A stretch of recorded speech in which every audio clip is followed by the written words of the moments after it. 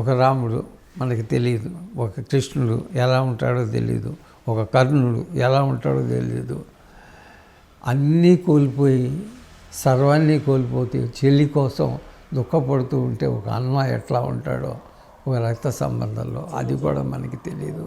అంటే చేసిన ప్రతి పాత్రకి ప్రాణం పెట్టి చేయటమే కాకుండా సినిమాలో ఒక అద్భుతమైన హీరోగా వెలుగుతూ అనేక సినిమాలు చేస్తూ అనేక మందిని ఇండైరెక్ట్గా డైరెక్ట్గా పరోక్షంగా ప్రత్యక్షంగా పోషించడానికి కారణం అవ్వటం. అంటే ఎక్కువ సినిమాలు ప్రొడ్యూస్ అయితే ఎక్కువ మంది తింటారు, ఎక్కువ మంది సాంకేతిక నిపుణులు వస్తారు, ఎక్కువ థియేటర్స్ వస్తాయి.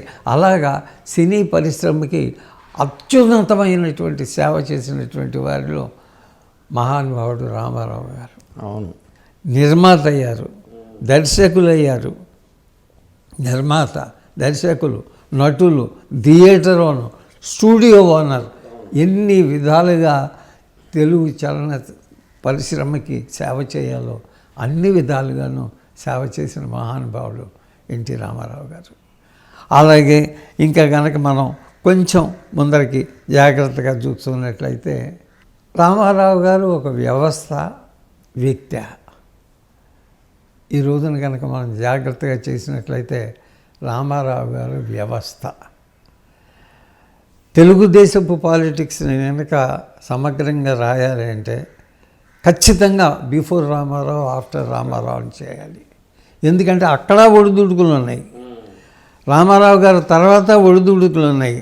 కానీ ఈ రెండు ఒడిదుడుకులకి అతీతమైన పాలన ఎక్కడ జరిగింది అంటే రామారావు గారి టైంలో. So you have to separate it before Ramarao గారు, ఆఫ్టర్ రామారావు గారు. ఆ తర్వాత ఎక్కడ ఒక రూపాయి పెంచాలి అంటే ఇవాళ కోట్లు తీసుకుంటున్నారు నటులు.